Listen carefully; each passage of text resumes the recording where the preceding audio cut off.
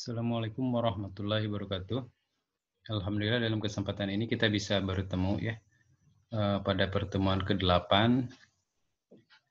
Kita, saat ini akan membahas tentang masalah gangguan keseimbangan suhu tubuh akibat infeksi pada sistem tubuh. Ini kita bicara tentang, bagaimana konsep, hem hemostasis ya, homeostasis keseimbangan suhu tubuh dan juga, konsep dari infeksi. Nah, sebelumnya sebagai pendahuluan bahwa suhu tubuh itu erat kaitannya dengan produksi panas, ya. Jadi semakin meningkat produksi panas atau kalor ya di dalam tubuh kita, itu suhu tubuh akan semakin meningkat gitu ya. Jadi ada korelasinya. Nah, panas atau kalori ini merupakan hasil utama dari proses metabolisme tubuh. Ya. Kita tahu metabolisme itu ada anabolisme dan katabolisme.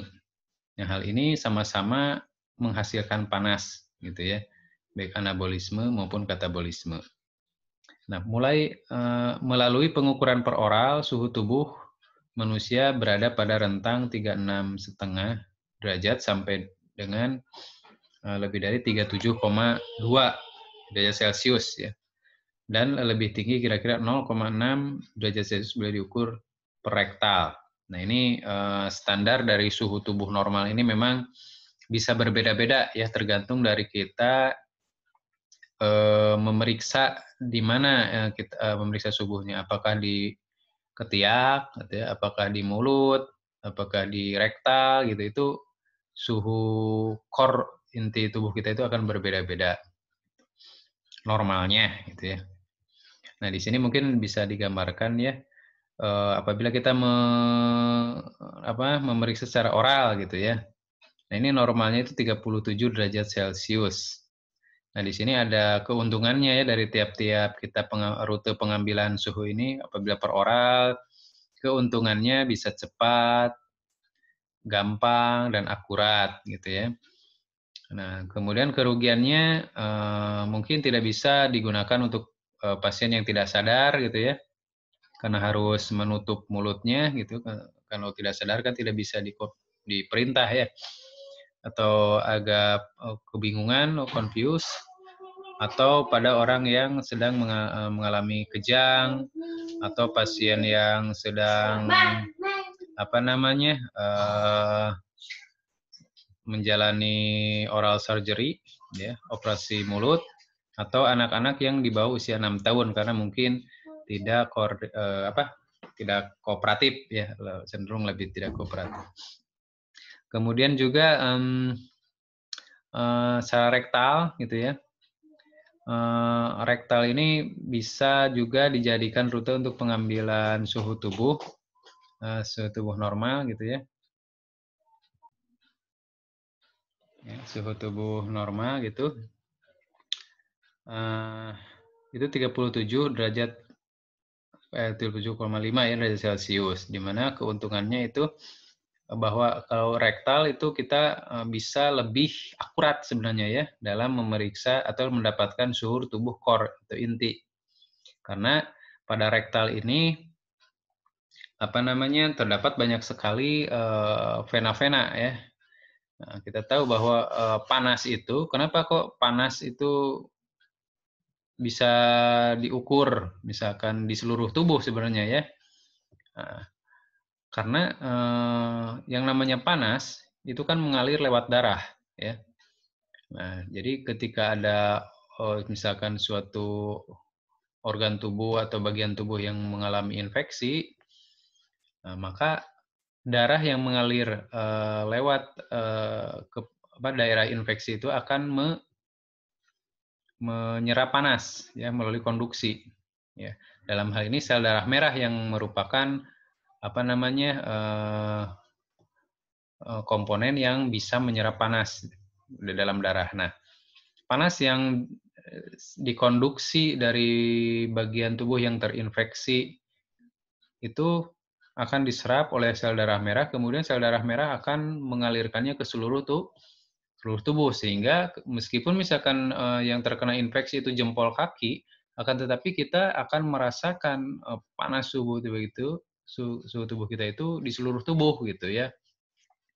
Nah, itu karena terdistribusi ya panas itu oleh darah gitu ya. Nah, pada rektal ini lebih lebih akurat ya untuk mengetahui core temperatur ya, suhu tubuh inti tubuh kita ya. Nah, kemudian keuntungan yang berikutnya adalah cepat ya, bisa dilakukan dengan cepat. Kemudian juga kerugiannya atau ini tidak keuntungannya gitu ya. Tidak bisa digunakan pada pasien yang mengalami rectal bleeding ya atau perdarahan rektal, hemoroid karena bisa mencetuskan atau merangsang pecahnya pembuluh darah ya di rektal kalau ada hemoroid, atau diare atau dia yang recovery dari rectal surgery. Jadi ini dikontraindikasikan ya, jangan kita mengukur suhu tubuh lewat rektal ya kalau pada pasien-pasien sedemikian ini. Kemudian kontraindikasi pada cardiac client because it may stimulate the vagus nerve and decrease heart rate. Ya, artinya di sini meskipun suhu tubuh yang didapat itu suhu tubuh yang inti, yang akurat gitu ya, yang menggambarkan suhu tubuh kita sebenarnya, akan tetapi di rektal itu ada nervus vagus. Ya, nervus vagus itu adalah nervus ke-10 ya dari saraf kranial ya, dan itu sifatnya parasimpatis ya. Artinya parasimpatis itu ketika terstimulasi itu kalau pada pasien-pasien jantung itu bisa sampai memberhentikan jantung gitu ya. Ya, jadi kerja jantung bisa berhenti. Ya, jadi harus hati-hati pada pasien gagal jantung itu, gagal jantung, kemudian hipotensi itu sangat berbahaya sekali ya. Jangan jangan dilakukan gitu ya. Jadi kita harus cek and recheck diagnosis medis dulu pasiennya apa. Gitu. Kalau pasien jantung jangan coba-coba gitu ya. Kemudian not recommended for newborn because of risk of perforating anus. Jadi pada newborn gitu ya, pada bayi baru lahir itu karena struktur struktur lapisan ususnya itu masih tipis lah boleh begitu, sehingga ketika kita masukkan benda yang sifatnya metal atau keras gitu ya, baik plastik gitu kan atau ada unsur metalnya, itu dikhawatirkan itu bisa mengalami robek anus, perforasi ya anusnya, itu berbahaya ya. Jadi itu kita hindari lah pada newborn gitu ya. Bisa juga rute-rute yang lain seperti tympanic, axilla, ya ini yang paling familiar di kita ya, dari axilla itu normalnya 36,7. Kemudian forehead ya di bagian atas kepala pada anak-anak biasanya ini ya, di natarang gitu. Kemudian temporal arterial. Jadi di pelipis ya, di pelipis di kepala bagian samping di atas telinga biasanya ya. Nah, di atas telinga itu ada pelipis gitu ya. Nah, di situ bisa kita juga ini. Tapi memang sangat jarang ya. Paling sering memang oral, rektal, kemudian aksial, timpani juga sering ya. Jadi menggunakan alat yang masuk ke telinga kalau timpani gitu. Nanti ada gambarannya. Nah, mengenai keuntungan dan kerugiannya silahkan dibaca saja ya. Nah, ini contoh penguturan forehead ya. Kemudian timpani mungkin kita juga sudah pernah lihat di sini, ini akurat gitu ya. Kemudian di sini juga temporal arterial di sini di pelipis. Nah, di sini kalau segi di anatomi ini di sini ya temporal branch-nya gitu. Nah, jadi banyak pembuluh darah di sini sehingga memang mengukur suhu tubuh itu pada area-area yang banyak pembuluh darahnya ya, itu yang jadi catatan. Yang pembuluh darahnya besar dan banyak pembuluh darahnya. Gitu ya. Ya, semacam aksila kan, aksila itu banyak sekali pembuluh darahnya, rektal gitu ya. Faktor yang mempengaruhi pembentukan panas yang pertama adalah metabolisme basal sel tubuh. Artinya metabolisme basal itu apa? Adalah metabolisme dasar gitu ya. Atau apa ya? Metabolisme adalah metabolisme ketika tubuh dalam keadaan istirahat total ya. Contoh paling Nah, simpelnya adalah ketika kita sedang tidur. Nah, ketika kita sedang tidur, tubuh tetap melakukan metabolisme ya. Kalau tidak melakukan metabolisme itu bisa berhenti ya fungsi tubuh kita gitu. Kan ketika tidur otak tetap bekerja, jantung tetap bekerja, napas bekerja, usus juga bekerja dan sebagainya, ginjal itu tetap bekerja ya. Artinya di sini metabolisme ini adalah dipergunakan untuk menopang apa namanya fungsi vegetatif namanya ya. Jadi fungsi vegetatif itu adalah fungsi untuk mempertahankan keadaan atau fungsi organ-organ tubuh ya yang vital gitu ya, jantung, otak, paru semacam itu. Sedangkan kalau otot mungkin dia berrelaksasi ya, otot berrelaksasi, kemudian mata juga berrelaksasi, tapi otak dan sebagainya itu tetap bekerja ya. Jadi metabolismenya sangat minimal gitu ya. Nah, di sini metabolisme basal bisa meningkat ya pada keadaan-keadaan tertentu gitu ya. Contohnya pada orang dengan eh, hipertiroid misalkan. Ya, hipertiroid itu kelebihan hormon tiroid. Nah, hormon tiroid itu hormon yang dihasilkan oleh kelenjar tiroid ya. Kelenjar tiroid menghasilkan hormon tiroksin dan triodotironin yang efeknya adalah meningkatkan metabolisme tubuh. Ya. Jadi kalau orang dengan hipertiroid itu ketika tidur pun dia suhu tubuhnya tinggi gitu. Ya. Bahkan mungkin dia tidak bisa tidur sebenarnya karena orang dengan suhu tinggi itu dia pasti waspada gitu ya. Jadi dia tidak bisa kehilangan kesadaran gitu ya. Jadi dia sangat waspada sekali sehingga tidak bisa tidur gitu ya. Tidak ngantuk jadinya gitu ya karena energinya menjadi meningkat gitu ya. Seperti itu, jantung berdenyut kencang, otak bekerjanya meningkat, nyari kumaha tunduh kumaha gitu ya, tidak bisa ngantuk dia. Metabolisme yang disebabkan oleh aktivitas otot, juga ya olahraga dan olahraga atau seperti bersepeda, lari itu meningkatkan metabolisme ya. Metabolisme yang disebabkan oleh pengaruh tiroksin terhadap sel. Nah tadi ya, jadi metabolisme basal bisa meningkat ketika orang hipertiroid ya, dengan meningkatnya hormon tiroksin. Nah, hormon tiroksin ini tadi berpengaruhnya terhadap sel adalah meningkatkan metabolisme. Metabolisme yang disebabkan oleh pengaruh perangsangan simpatis, epinefrin, dan norepinefrin. Sama ya. Meskipun ini sifatnya sementara, ketika kita berolahraga misalkan, maka sistem saraf simpatis akan meningkat fungsinya. Ya. Nah, simpatis yang meningkat itu akan merangsang hormon epinefrin dan norepinefrin, atau kita bilang adrenalin dan noradrenalin gitu ya. Nah, bahkan mungkin tidak hanya ketika berolahraga saja ya, ketika kita sakit, ketika kita stres, ketika kita apa namanya takut ya, cemas, ini simpatis meningkat ya. Lawannya simpatis kan parasimpatis ya, jadi fungsinya simpatis dan parasimpatis itu berlawanan kan. Kalau simpatis meningkatkan kerja organ, ya. Kalau parasimpatis menurunkan kerja organ. Tapi ada kecualinya.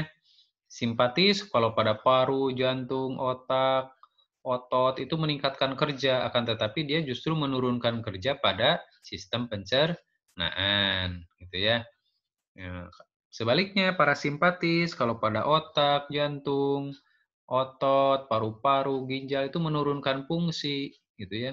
Akan tetapi justru meningkatkan fungsi pada sistem pencernaan. Ya makanya kita ketika bangun tidur biasanya kan enaknya nongkrong gitu ya. Karena bangun tidur parasimpatis dominan, usus bekerjanya justru lebih ekstra gitu ya parasimpatisnya, karena parasimpatis. Kalau jantung mah nyantai, tapi usus dan juga sistem apa namanya sistem perkemihan juga ya sebenarnya itu meningkat karena parasimpatis itu. Jadi ketika kita bangun tidur inginnya nongkrong di WC, langsung BAK, langsung BAB kadang-kadang gitu ya.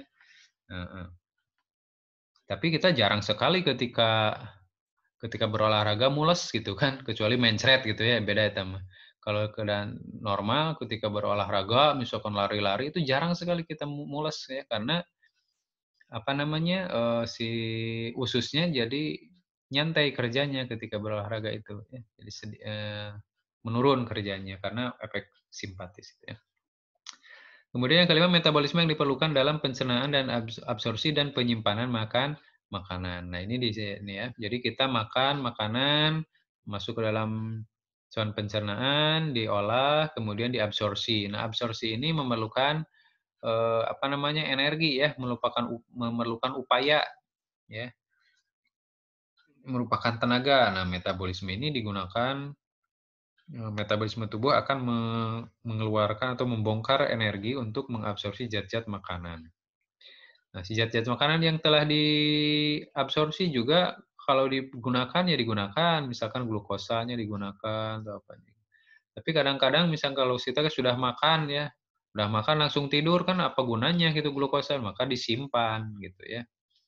Ya kalau sudah makan langsung tidur kan enaknya tidur ya, jadi disimpan itu secara energi. Nah, itu juga membutuhkan energi ya, tetap menyimpan juga gitu. Akhirnya metabolisme itu menghasilkan panas ya.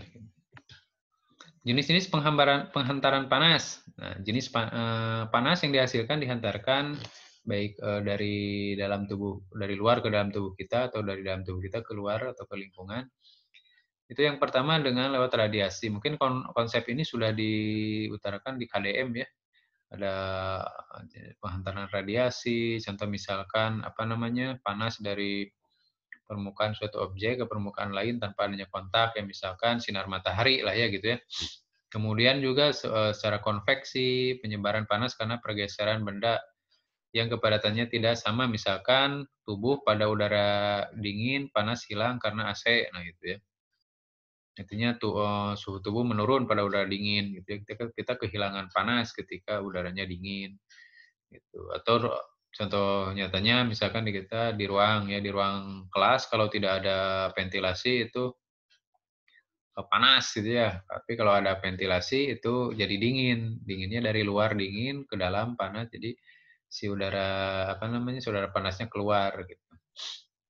Kemudian evaporasi penguapan sama ya seperti kompres, penguapan, tap spong intinya di sini dengan mengkompres area-area yang banyak pembuluh darahnya di lipatan-lipatan tubuh terutama, nah itu bisa untuk menurunkan suhu tubuh ya. Sama kompres lah gitu ya. Kemudian konduksi itu memindahkan panas pada objek lain dengan kontak yang langsung tanpa gerakan yang jelas. Misalkan berbaring di lantai yang dingin, ya kita bisa jadi ikutan dingin gitu ya. Bisa jadi bersin-bersin, bisa jadi apa namanya, suhu tubuh kita menurun gitu ya. Atau kompres dingin ya. Nah, di sini berbicara yang lainnya lagi, yaitu tentang anamnesis riwayat infeksi sistem tubuh. Ya, menurut Kozier 2010 infeksi, nah ini kita bicara tentang infeksi ya. Infeksi itu artinya invasi dan proliferasi mikroorganisme pada jaringan tubuh. Ya. Intinya infeksi ini adalah ketika mikroorganisme masuk ke dalam tubuh kita. Ya. Jadi dia bisa masuk dan melewati barir tubuh kita. Gitu. Nah, infeksi ini tidak selalu apa namanya, tidak selalu menjadi penyakit yang berat gitu ya. Mungkin setiap saat kita terinfeksi oleh berbagai macam bakteri, berbagai macam virus gitu ya, tapi itu bisa apa namanya, menjadikan gejala klinis ataupun tidak gitu. Yang penting intinya infeksi itu adalah mikroorganisme masuk ke dalam tubuh kita, itu infeksi.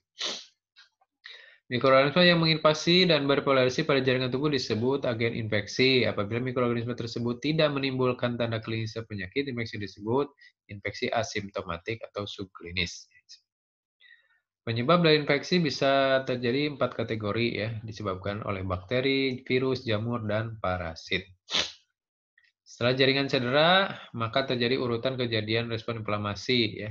Nah, ketika misalkan tubuh mengalami cedera, maka akan diikuti dengan respon inflamasi. Ini adalah respon normal ya. Jadi peradangan itu adalah respon normal dari tubuh. Jadi bukan suatu penyakit ya inflamasi itu, tapi simptom ya. Yang pertama, ketika respon inflamasi itu gambarannya respon vaskular dan seluler. Artinya di sini respon vaskular dan seluler ini adalah vasodilatasi dari pembuluh darah lokal, leukositosis atau peningkatan sel-sel leukosit atau sel darah putih, terutama menuju area yang cedera tadi. Pengeluaran mediator kimia oleh sel seperti histamin, bradikinin, prostaglandin, dan serotonin, silakan Anda bacalah, cari-cari ya fungsinya untuk apa gitu. Oke, ini menarik sekali kalau dibahas tentang mediator-mediator kimia ya di sini. Pembengkakan lokal dan atau edema ya. Nah, ini ciri khas dari inflamasi ya. Ya seperti apa namanya? Tumor, rubor, kita kan ya, kalor apalagi fungsiolase itu ya. Merah, bengkak, kemudian panas gitu ya, kalor semacam itu dan kehilangan fungsi. Pembentukan eksudat inflamasi. Nah, eksudat ini adalah akumulasi cairan dan sel mati, jaringan serta apa namanya? SDP teh.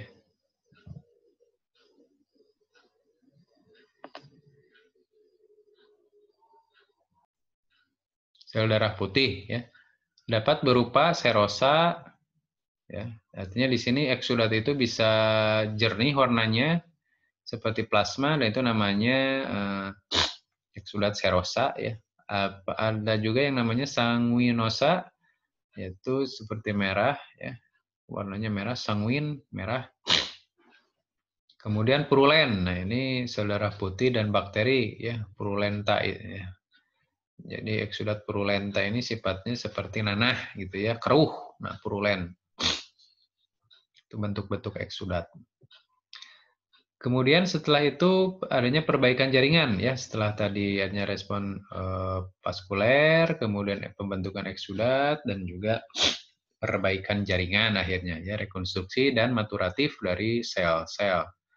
Namun jaringan normal yang rusak dapat digantikan dengan jaringan granulasi yang mudah rusak. Jaringan granulasi tidak sekuat kolagen jaringan normal dan mengalami berbentuk dan mengambil berbentuk parut. Ya, artinya di sini jaringan yang rusak ini bisa digantikan dengan jaringan yang baru gitu ya. Akan tetapi di sini jaringan yang baru ini tidak sekuat jaringan ya kolagen ya yang normal gitu. Dan bisa saja kalau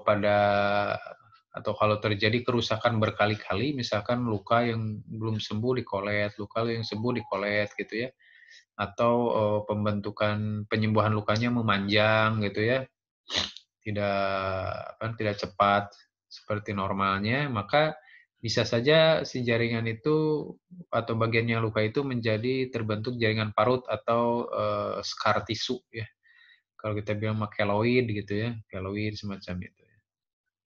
Nah, itu jaringan yang mati ya, jaringan mati tidak hidup akan tetapi kuat gitu ya, jaringan parut itu. Tapi secara estetik kan itu mengganggu ya, kecantikan gitu ya. Ya kalau lukanya misalkan di muka itu jaringan pembentukan jaringan parut sangat mengganggu sekali pemandangan gitu ya. Misalkan bekas jatuh dari motor pas di pelipis gitu ya.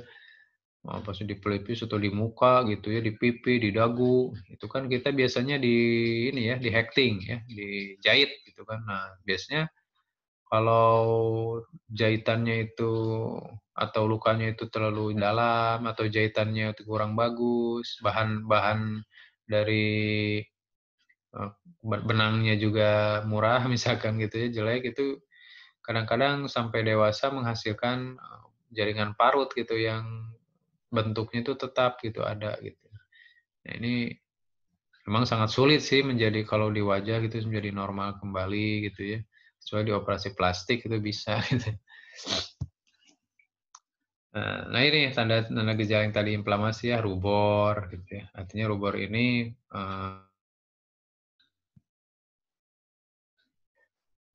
nah kemudian Tanda selanjutnya ada kalor, panas ya. Jadi kalor atau panas ini tandanya adalah bersamaan dengan tanda kemerahan ya. Dalam keadaan normal suhu tubuh kurang dari 37 derajat, kalor dihasilkan dari peningkatan metabolisme dan peningkatan set point di hipotalamus. Namun panas lokal mungkin tidak menimbulkan perubahan suhu yang signifikan. Artinya di sini pusat pengatur suhu tubuh adalah di hipotalamus. Nah, di hipotalamus itu ada set point namanya itu ya. Jadi si hipotalamus itu punya target suhu yang ingin dicapai oleh tubuh. Disebutnya set point. Ya. Ketika berolahraga, contohnya, maka set point akan meningkat. Ya. Suhu tubuh yang normal tadinya misalnya 37, ya. Nah, maka ketika berolahraga, kalor panas dihasilkan, maka set point itu akan meningkat. Ya, bisa saja ketika berolahraga jadi 38, 39, itu suhu tubuh itu normal. Gitu ya. Kan tetapi kalau sehat, ya kalau keadaan sehat, memang set point setelah selesai berolahraga, maka akan menurun. Gitu ya, menurun ke 37 lagi, dan suhu tubuh pun akan ya kalor pun akan dibuang secepatnya gitu ya. Salah satunya dengan pembentukan misalkan keringat ya. Jadi semakin berat olahraga, semakin capek, keringat semakin banyak ya. Karena kalau terlalu tinggi sampai mencapai 39, 40 itu bisa bahaya ya suhu tubuh kita, overheat. Ya, sama seperti kendaraan lah gitu ya. Jadi ada radiatornya itu untuk menurunkan panas. Gitu. Demam disebabkan oleh pelepasan fagosit ya, oleh pirogen dan sel bakteri yang menyebabkan peningkatan set point tadi ya. Jadi kenapa si set point itu meningkat? Kalau penyebabnya adalah infeksi gitu ya, mikroorganisme, bakteri, maka biasanya si bakteri ini dia menyebabkan atau menghasilkan namanya pirogen ya. Nah, pirogen ini bisa namanya interleukin ya salah satunya. Interleukin yang paling berpengaruh itu adalah interleukin 1 dan 6 ya, atau 2 dan 6 gitu ya. Nah, ini akan meningkatkan set point. Jadi semacam cairan biokimia ya, atau mediator kimia itu yang dihasilkan bakteri mengalir ke pembuluh darah dan masuk tertangkap oleh hipotalamus. Nah, si hipotalamus jadi diperintahkan untuk meningkatkan set point. Jadi ketika infeksi, terutama infeksi yang cukup besar gitu ya, cukup banyak bakterinya, maka di situ akan demam. Seorang itu akan merasakan demam. Awalnya mungkin dia menggigil ya. Kenapa kita menggigil? Nah, karena menggigil itu adalah salah satu cara tubuh untuk meningkatkan panas gitu ya. Jadi si hipotalamusnya sudah diperintahkan oleh bakteri untuk meningkatkan panas, misalkan suhu tubuh kita itu 36,8 sekarang itu. Masuk bakteri, berkembang biaklah dia, menghasilkan pirogen, kemudian si pirogen masuk pembuluh darah, kemudian tertangkap oleh hipotalamus, hipotalamus meningkatkan set point-nya misalkan jadi 37,8.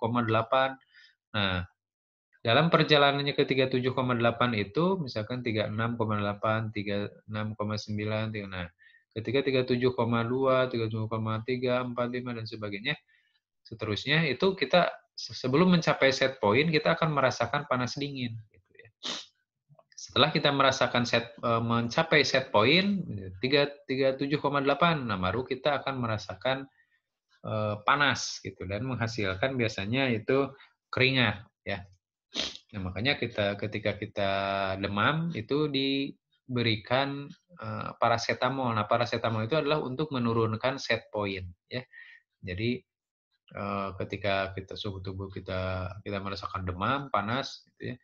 Dengan paracetamol set point menurun di hipotalamus, sehingga panas pun akan cepat-cepat dibuang ya oleh tubuh.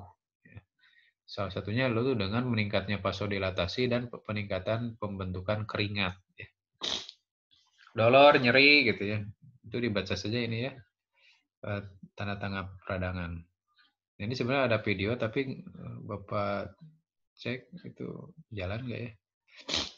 Kalau kemarin dicek itu nggak jalan, malah muter-muter. Oh, jalan. Nah, ini contohnya ya tahap-tahapan infeksi. Ini adalah kulit misalkan ya. Ini jaringan. Ini si bakteri ya. Nah, mediator kimia ini akan menghasilkan atau merangsang pembuluh darah untuk meningkatkan permeabilitasnya ya. Ini endotel ini lapisan pembuluh darah ya.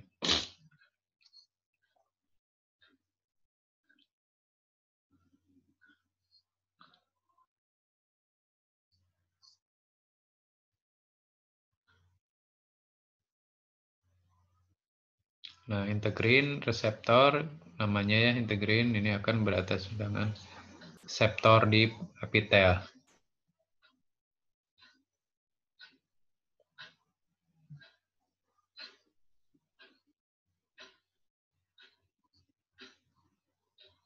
Ya, pada jaringan ada mast cell ya yang selalu ada di setiap jaringan tubuh menghasilkan histamin. Nah, histamin ini akan meningkatkan permeabilitas endotel ya pembuluh darah sehingga terjadilah shift atau perpindahan cairan, kemudian juga perpindahan juga sel-sel dari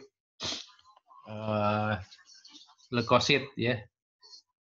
Nah, disebutnya perpindahan leukosit dari pembuluh darah ke jaringan itu disebutnya ekstravasasi yang akan memakan bakteri.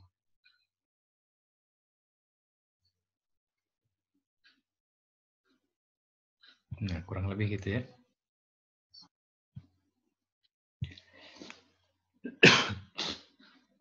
Nah, ada tahap-tahap dari infeksi itu, ada tahap periode inkubasi, ya di mana itu adalah periode masuknya mikroorganisme ke dalam tubuh. Kemudian tahapan prodromal itu adalah periode awitan tanpa gejala non spesifik, ya misalkan tubuh merasa demam ringan atau panas dingin, lemah gitu ya, keletihan, dan sampai gejala yang spesifik. Mikroorganisme itu akibat mikroorganisme kurang mulai berkembang biak. Tahapan sakit, nah di sini misalkan yang terkenanya adalah saluran pernapasan ya, nah, misalkan jadi sakit tenggorokan, sinusitis, rinitis dan sebagainya. Gejala klinis di sini numpuk, kemudian setelah tahapan sakit adalah proses pemulihan. Nah, ini cuma dibaca saja tentang fungsi dan peran dari beberapa mediator kimia ya. Di situ ada histamin, ada lisosom, prostaglandin, leukotrin, serotonin, sitokin. Ini adalah mediator-mediator kimia yang dihasilkan oleh leukosit.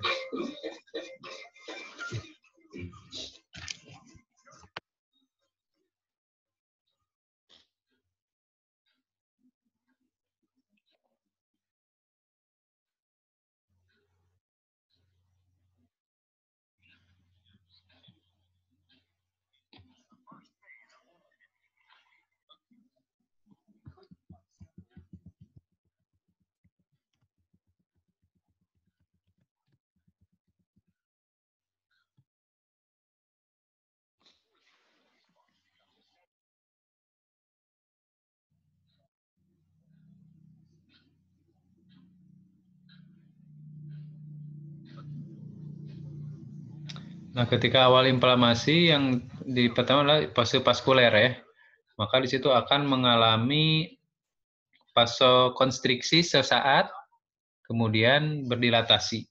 Ya.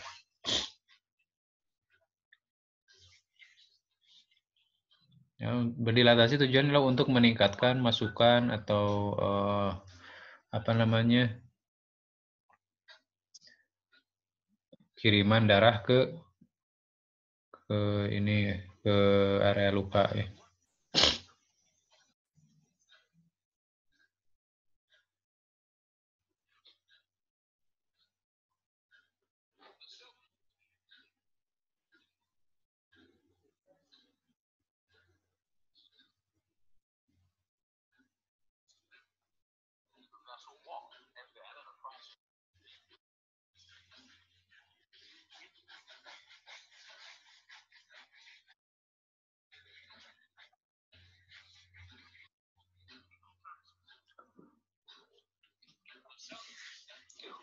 Nah, perpindahan dari atau pergerakan sel-sel leukosit ke area infeksi itu disebut kemotaksis ya.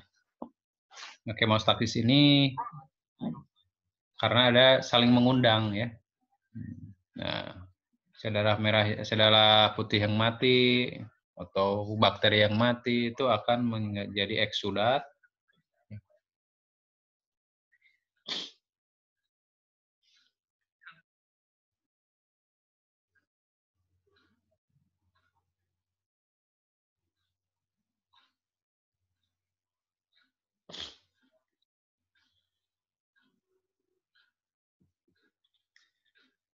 Nah, kita masuk ke masalah keperawatannya saja ya, cepatnya. Masa keperawatan tentang pada pasien hiper dan hipotermia. Kategori hipotermia kategorinya lingkungan, sub kategori keamanan dan proteksi, definisi suhu tubuh yang meningkat di atas rentang norma tubuh, gejalanya melebihi kelebihan suhu tubuh 37,8 secara oral atau 38,8 secara rektal. Penyebabnya bisa dehidrasi. Orang dehidrasi itu salah satu tandanya adalah selain hipotensi, ya, kemudian anemis, dia juga bisa mengalami demam ya. Orang yang dehidrasi salah satunya demam, terpapar lingkungan panas, proses infeksi, penyakit kanker dan sebagainya. Ya. Peningkatan metabolisme ini sudah tadi dibahas ya. Kemudian juga kondisi klinis terkait misalkan infeksi, hipertiroid, stroke, dehidrasi, trauma, dan prematuritas. Tipe-tipe demam ada disebut demam septik, ada demam remiten, dibaca saja pengertiannya, demam intermittent, demam kontinu. Ya. Kemudian juga ada demam siklik. Hipotermi adalah penurunan suhu tubuh inti di bawah 35 derajat Celcius. Ya, penyebabnya bisa kerusakan hipotalamus, konsumsi alkohol, berat badan yang ekstrim, kekurangan lemak subkutan, ya bagi orang-orang yang kurus biasanya cepat sekali hipotermi ya, terpapar lingkungan rendah, kemudian suhu lingkungan rendah ya, malnutrisi, pakaian tipis, ya, tidak beraktivitas, kurang terpapar informasi tentang pencegahan hipotermi. Gejalanya kulit teraba dingin, menggigil, suhu tubuh di bawah 35,5 ya. Pada neonatus itu disebut hipotermi kurang dari 36,5. Kalau pada dewasa hipotermi itu 35,5. Faktor risiko hipotermi usia lanjut, neonatus, dan keadaan malnutrisi. Ya, ini hipotermia ringan, moderat, dan berat. Nah, mungkin itu saja yang bisa Bapak sampaikan. Mohon maaf apabila banyak kekurangan ya. Sini Bapak karena tidak bisa masuk karena ada pengawas TAUT uji kom nasional di sini. Oke, kalau ada pertanyaan silahkan di grup ya, di chat. Mungkin Bapak nanti akan jawab pertanyaan-pertanyaan Anda. Assalamualaikum warahmatullahi wabarakatuh.